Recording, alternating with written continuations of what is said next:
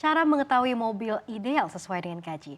Sudah ada Mas Aulia Akbar. Halo Mas, udah kegias belum nih Mas? Kebetulan belum, kayak minggu depan nih kayaknya. Minggu depan, ini kira-kira kayaknya udah mau rencana beli sesuatu nih kayaknya. Tapi kalau misalkan kita lihat tema kita lihat harus cari mobil ideal dulu nih sesuai gaji gitu. Apa memang adanya Gias ini juga jadi kayak lupa gitu ya nanti gimana nih?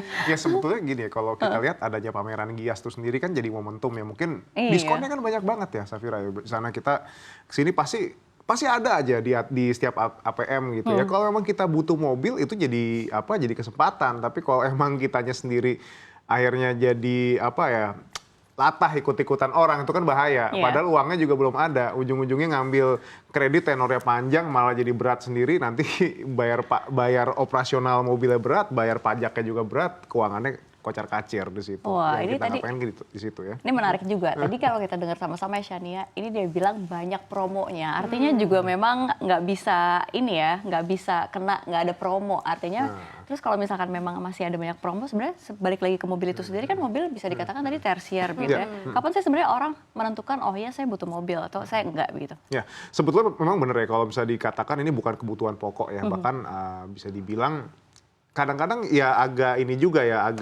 beda-beda tipis gitu antara kebutuhan sama keinginan gitu.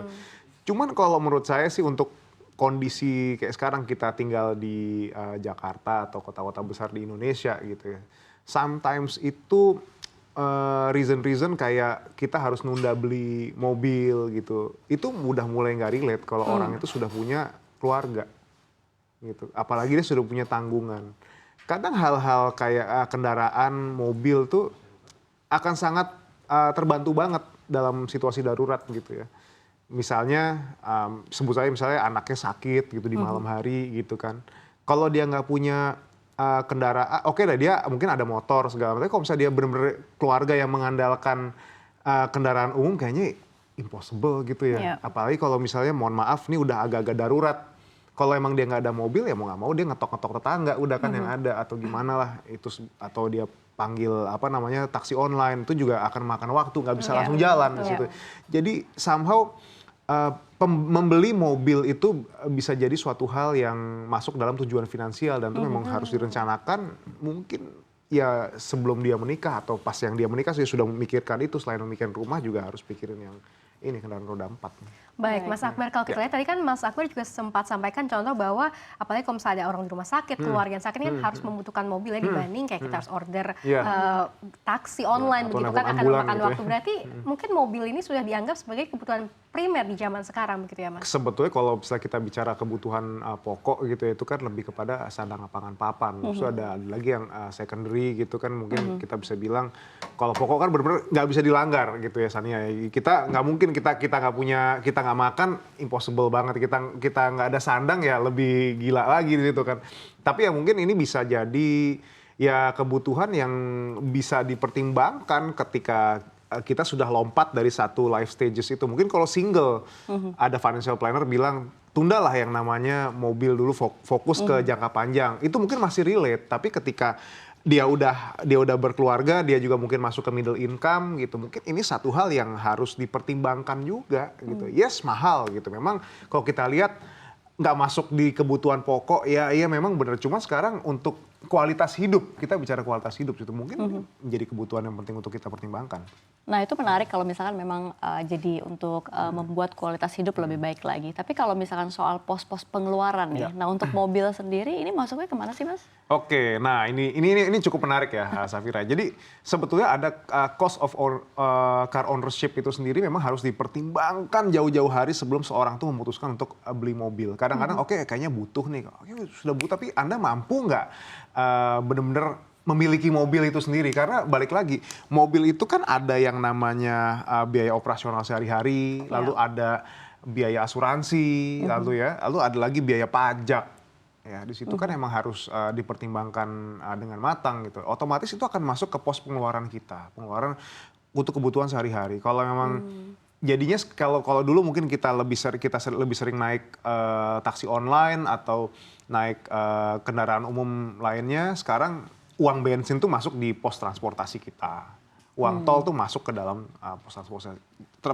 pengelolaan transportasi kita, otomatis di situ. Lalu kayak yang sifatnya pembayaran pajak, servis rutin itu kayak suatu hal yang harus direncanakan. Jadi mungkin jauh-jauh hari kita harus yang namanya ini ya, alokasikan uang di tabungan terpisah. Karena kalau memang nggak kita persiapkan, ketika jatuh hari masanya kita harus servis dan uangnya nggak ada, ya udah kita makan tabungan. Itu dia. Balik lagi ke situ ya? Iya, balik lagi ke situ. Oke, tadi kan Mas Akbar sampaikan begitu ya, kira-kira harus udah di pos pengeluaran terlebih dahulu nih, udah di pos-pos dipikirkan secara matang. Nah, tapi kira-kira kalau kita membeli mobil hanya untuk gengsi saja, apa resikonya nih Mas? Gengsi terus flexing gitu ya, itu bahaya lah itu kayak. Kalau memang udah cuman buat gengsi aja, cuman buat flexing aja, cuman mungkin ya belum, berarti kita membeli suatu barang yang memang nggak butuh banget gitu. Cuman yang sifatnya keinginan, bukan kebutuhan di situ ya. As long as dia uangnya ada dan memang sudah match gajinya dengan pengeluaran yang terkait car ownership itu, ya go ahead, nggak apa-apa. Cuman yang jadi masalah adalah kalau emang dia sendiri tuh nggak mampu secara finansial dan dia nggak tahu, dan dia merasa mampu, ya. Karena cicilannya kan cuma segini. Mungkin kalau rule of thumb-nya 30% dari gaji kan nggak masalah dong kayak gitu. Dengan gaji sekian masih bisa sebulan pakai tenor panjang segala macam. Tunggu dulu. Bisa jadi tenor panjang beban bunganya tinggi, ujung-ujungnya ya keuangan kita yang berantakan gitu ya. Bisa jadi kita malah someday kita susah bayar cicilan, atau bayar cicilan nggak masalah, tapi tiba-tiba muncul masa-masa di mana kita harus servis. Kita mau beli oli aja kayaknya udah nyesek banget, bisa kepotong tuh budget makan. Kalau kayak gitu kan ujung-ujungnya nggak baik juga ya. Baik, ini menarik Mas soal pos-pos pengeluaran gitu ya. Ini kan kayak data presentasi Anda, judulnya ini saya spill dulu ya. Gini kan jangan maksa. Ini cara cari tahu mobil ideal sesuai gaji. Nah, dari mana itu kelihatan?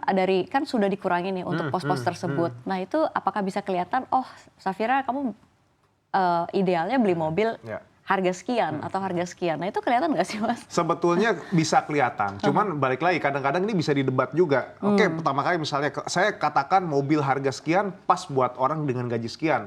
Lalu ntar ada lagi yang bilang, kalau kayak gitu mah tinggal dipanjangin aja tenornya, cicilannya jadi cuma segini. Berarti yang orang yang punya gaji lebih rendah itu bisa dong punya ini? Yes, bisa. Memang secara teori memang bisa. Cuman balik lagi, kalau memang kita ambil cicilan terlalu panjang, ya. Lalu biasanya kan di atas 4 atau 5 tahun kan udah banyak jajan tuh mobil kan. Maksudnya udah banyak pengeluaran yang lain yang sifatnya kayak ganti suku cadang, ini itu dan lain sebagainya. Otomatis pengeluarannya akan semakin bertambah. Dia bayar cicilan, dia bayar pengeluaran ekstra buat pergantian suku cadang, dia bayar pajak. Ujung-ujungnya uang itu tabungan habisnya cuma buat mobil aja bisa jadi. Nah, itu kan makanya nggak ideal di situ kan kalau menurut saya. Jadi ideal kita harus pastikan memang dengan time frame yang cukup singkat ini, ya dia bisa nyicil dengan tenang gitu, dan dia nggak akan pusing ketika ada pengeluaran-pengeluaran darurat terkait car ownership ini. Iya, emang kalau ngomongin tenor tuh tricky banget ya. Sangat tricky. Itu tricky banget. Sangat. DP pun kadang-kadang bisa aja kan DP di sekecil mungkin gitu, beli ibaratnya kayak orang nabung cuma berapa bulan bisa bawa pulang, tapi cicilannya berat gitu kan.